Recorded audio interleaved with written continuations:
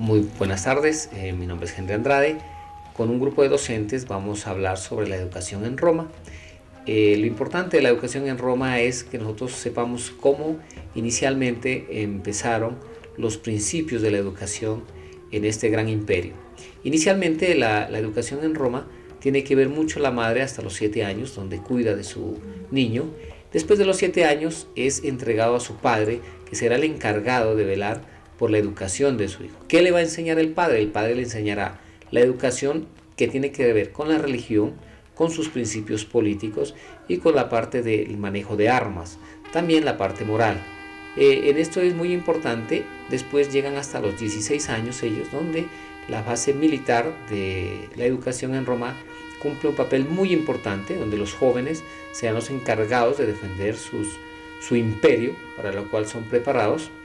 Posteriormente, estos jóvenes y esta cultura viene influenciada por la cultura griega, ya que el gran imperio romano conquistó a Grecia y se trajo muchos pensadores, filósofos de allá, que van a influir directamente en la educación romana, donde ellos cumplen un papel muy importante y donde van a cambiar completamente lo que es la educación romana.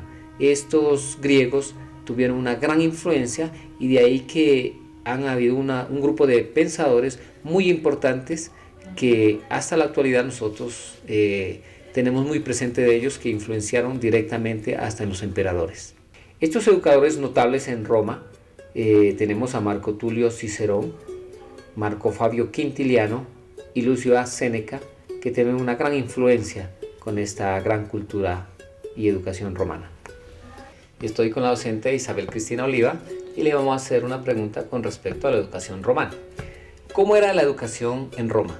Básicamente la educación romana se divide en 2 etapas, una etapa antigua o primitiva y una etapa moderna.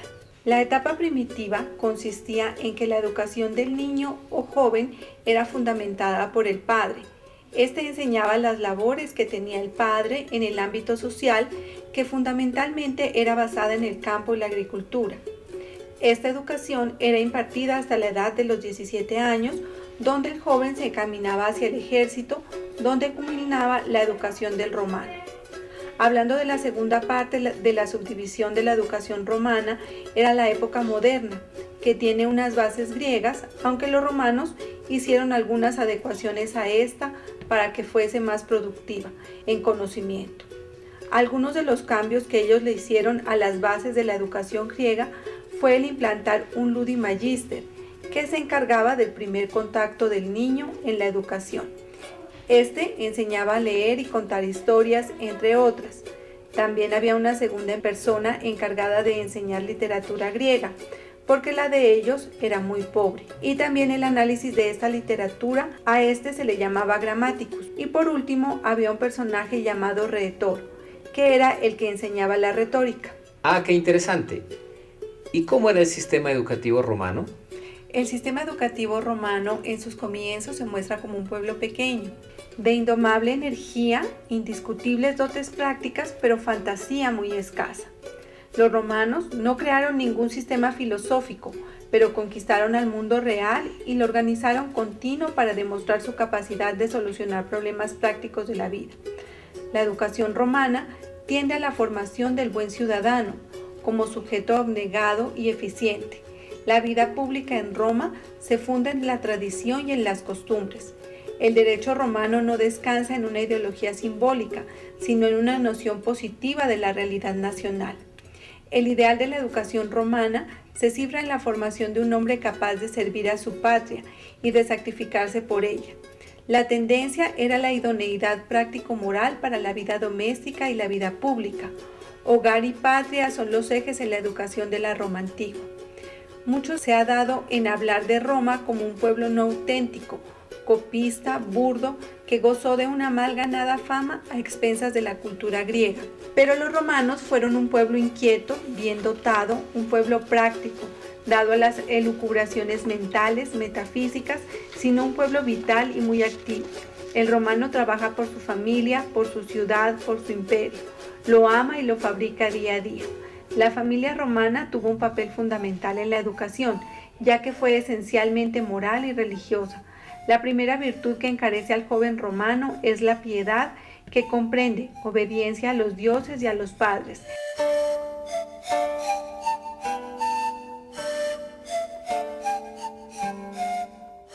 Gracias por su valioso aporte a la docente Isabel Cristina Oliva. Y ahora nos encontramos con la docente Julieta Egas. Muy buenas. Buenas tardes. ¿Cómo se da la educación en la historia de Roma? La educación en la historia de Roma está subdividida en dos etapas. Una primera etapa que es en la etapa antigua, esta se da en el segundo siglo antes de Cristo, y la segunda etapa, la etapa moderna. Esta etapa moderna es la de la influencia de los griegos, en la cual se da la helenización. Entonces, en la época antigua de la historia de Roma, la educación de los muchachos se limitaba a la preparación que podía darle su padre. Se trataba de una educación de campesinos, basada fundamentalmente en el respeto a las costumbres de los antepasados. Desde la más tierna infancia se les enseñaba que la familia de la cual eran miembros constituía una auténtica unidad social y religiosa, cuyos poderes estaban todos concentrados en la cabeza del pater familis, que era el propietario de todo, con derecho de vida y muerte sobre todos los miembros de la familia. Hasta los 7 años era la madre la encargada de la educación de los hijos. Ella era la maestra en casa, también ejerce un papel de suma importancia. No se limitaba solamente a dar a luz a su hijo, sino que luego continuaba su obra cuidándolo física y moralmente. Por eso su influencia en el hijo sería importante durante toda la vida de este. A partir de los 7 años era el padre. Él era quien tomaba la responsabilidad de la educación de los hijos. Un padre enseñaba a su hijo a leer, a escribir, a usar las armas, a cultivar, a usar la tierra, a la vez que le impartía los fundamentos de las buenas maneras, la religión, la moral y el conocimiento de la ley. El niño acompaña a su padre a todas partes, al campo, a los foros, a los cónvites. En cambio, su parte, la niña, sigue bajo la dirección y el cuidado de su madre, que le instruye en telar y en las labores domésticas. El definitivo perfeccionamiento a su formación lo daba el ejército. En el ejército ingresaba el joven a la edad de 16 a 17 años. Esta fuerza del ejército romano residía en su disciplina. El cobarde era azotado hasta morir. El general podía decapitar a cualquiera por la menor desobediencia. A los desórdenes que se le cortaba la mano derecha, y también había otro que se llamaba el rancho, que consistía en dar pan y legumbres únicamente. En los albores, la educación de un romano era impartida por sus progenitores.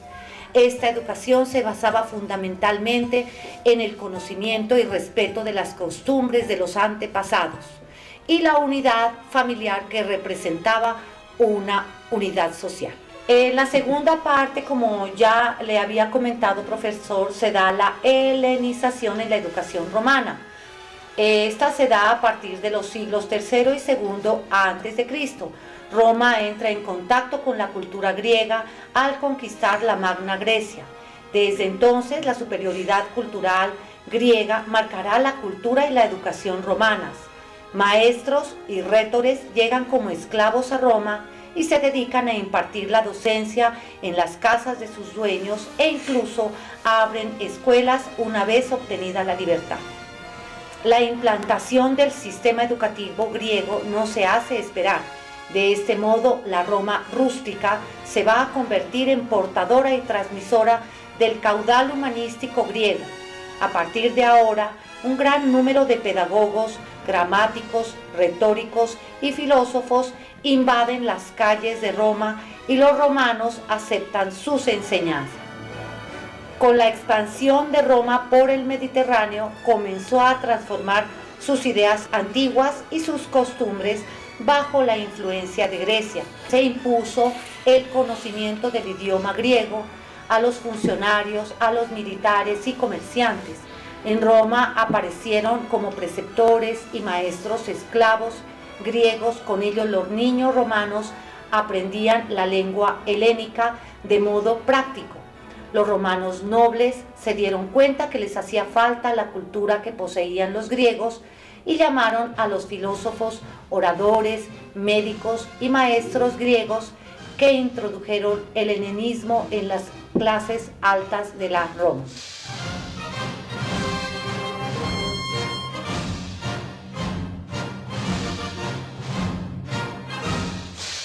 Muchas gracias a la docente Julieta Egas por sus conocimientos y ahora nos encontramos con la docente Alicia Argotti.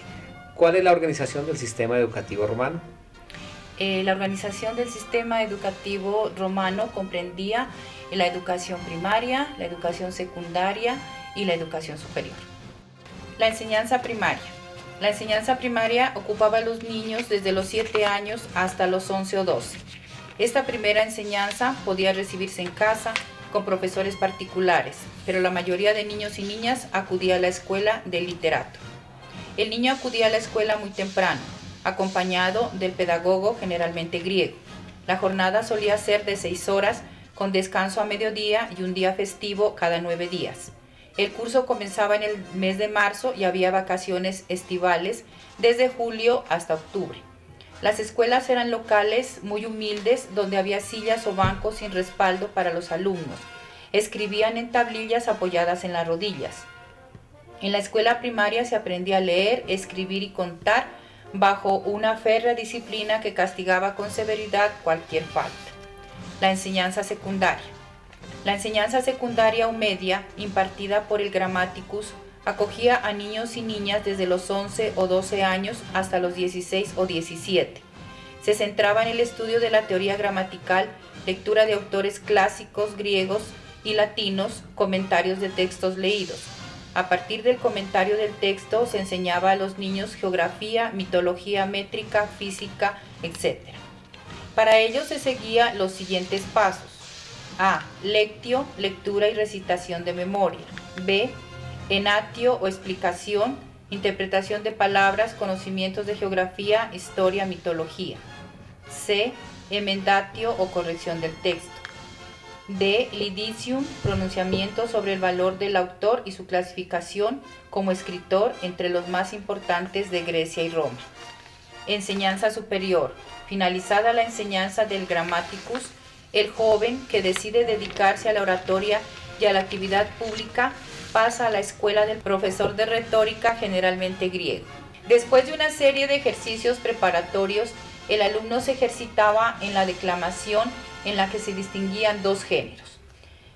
Sausurie, discursos sobre temas históricos.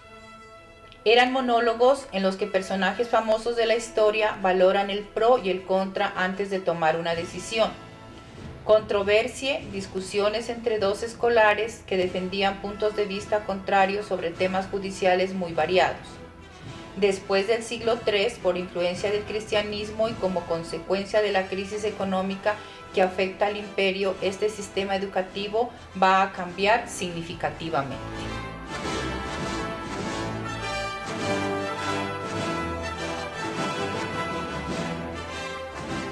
Muchas gracias por su valioso aporte a la docente Alicia Argotti y ahora nos encontramos con la docente Mariela Villarreal y quisiéramos saber cuáles fueron los educadores más notables en Roma.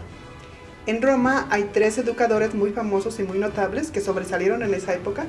Tenemos a Marco Tulio Cicerón, a Marco Fabio Quintiliano y a Lucio Séneca.